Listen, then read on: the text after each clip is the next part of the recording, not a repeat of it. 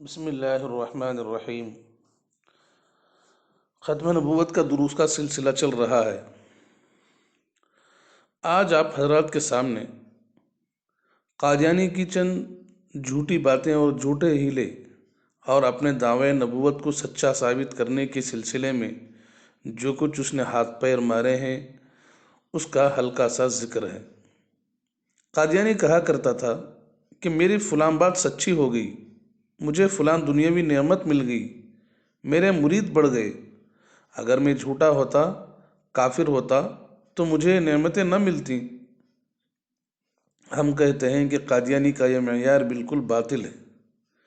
اس طرح تو ہر کافر دنیا کی کوئی نہ کوئی آسانی دیکھ کر کہہ دے میں کافر نہیں۔ اگر تیری ایک دو باتیں سچی ہو گئیں تو کیا تیرا کفر ایمان کب بن جائے گا؟ کیا شریعت کے عقائد باطل ہو جائیں گے؟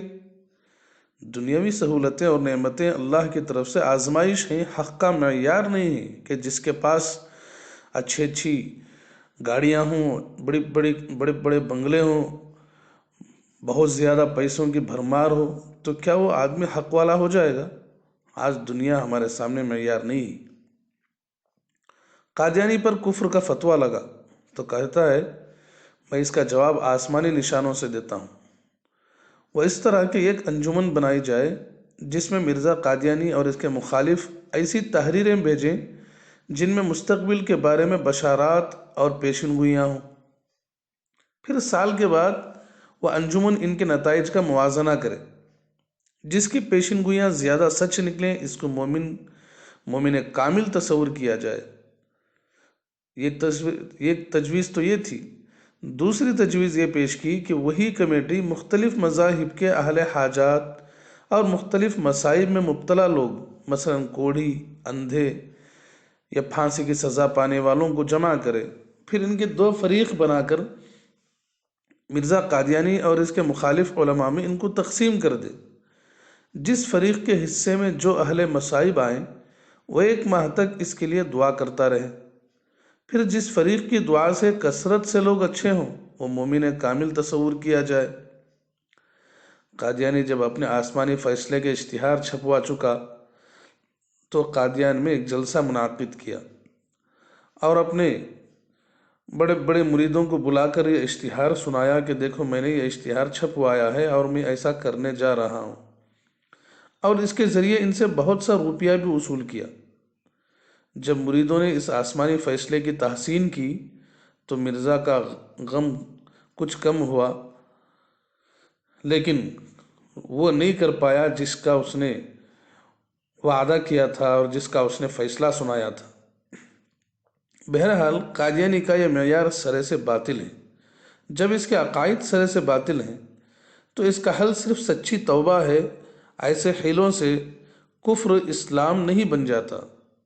حیلے اللہ تعالیٰ کے پاس نہیں چلتے ہیں، حقیقت چلتی ہے وہاں۔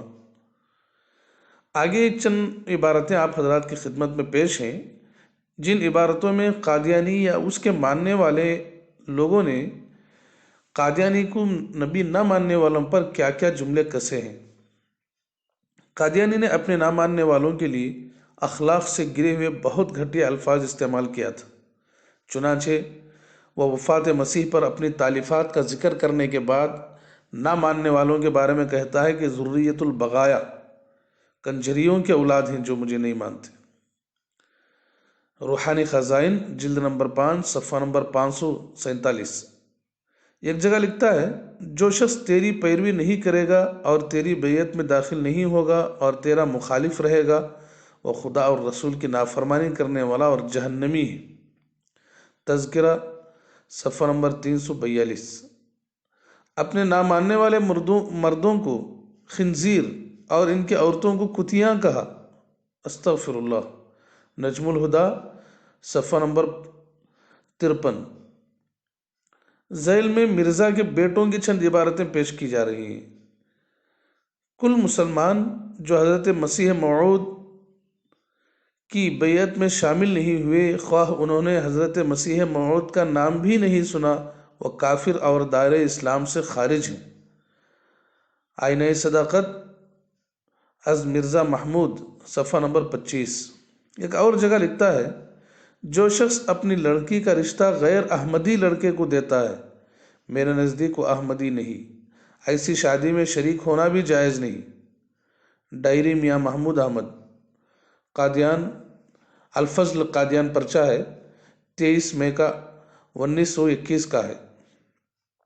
میرا وہی مذہب ہے جو میں ہمیشہ سے ظاہر کرتا ہوں کہ کسی غیر مبائع شخص کے پیچھے خواہ وہ کیسا ہی ہو اور لوگ اس کی کیسی ہی تعریف کرتے ہوں نماز نہ پڑھو۔ اللہ تعالیٰ کا حکم ہے اور اللہ تعالیٰ ایسا ہی چاہتا ہے۔ اگر کوئی شخص متردد یا متذبذب ہے تو وہ بھی مکذب ہی ہے۔ خدا تعالیٰ کا ارادہ ہے کہ اس طرح احمدی اور غیر احمدی میں تخصیص و تمیز کر دے۔ ان کا ایک پرچہ ہے الفضل جو اب بھی نکل رہا ہے 28 اگست 1917 میں یہ لکھا ہوا ہے۔ کسی احمدی کو غیر احمدی کے پیچھے نماز نہیں پڑھنی چاہیے۔ باہر سے لوگ اس کے متعلق بار بار پوچھتے ہیں، میں کہتا ہوں تم جتنی دفعہ بھی پوچھو گے اتنی دفعہ میں یہی جواب دوں گا کہ غیر احمدی کے پیچھے نماز پڑھنی جائز نہیں، جائز نہیں، جائز نہیں۔ انوار خلافت میاں محمود احمد، صفحہ نمبر 79۔ غیر احمدی سے ہماری نمازیں الگ کی گئیں، ان کو لڑکیاں دینا حرام قرار دیا گیا، ان کے جنازے پڑھنے سے روکا گیا۔ اب باقی کیا رہ گیا جو ہم ان کے ساتھ مل کر کر سکتے ہیں؟ اگر یہ کہو کہ غیر احمدیوں کو سلام کیوں کیا جاتا ہے تو اس کا جواب یہ ہے کہ حدیث سے ثابت ہے کہ بعض اوقات نبی کریم صلی اللہ علیہ وسلم نے یہود کو سلام کا جواب دیا ہے۔ کلمۃ الفضل بحوالہ قادیانی اور ان کے عقائد، صفحہ نمبر 58۔ 1947 میں تحریک ختم نبوت کے دوران قومی اسمبلی کے اندر اس بات کو بھی سامنے رکھا گیا کہ جب یہ لوگ مسلمانوں کو اتنا برا جانتے ہیں تو ہمیں کیا مجبوری ہے کہ ہم ان کو مسلمان سمجھیں؟ جب یہ لوگ باوجود جھوٹے اور کافر ہونے کے ہمیں اپنا نہیں کہتے تو ہمیں کیا مجبوری ہے کہ ہم ان کو اپنا کہیں؟ بس بہرحال یہ چند باتیں تھیں جو انہوں نے اپنے زعم میں مسلمانوں کے خلاف لکھی تھیں۔ اللہ تعالیٰ ان کو ہدایت عطا فرمائے اور ہمیں ختم نبوت کے عقیدے پر ثابت و دائم اور باقی رکھے۔ وآخر دعوانا ان الحمد للہ رب العالمین۔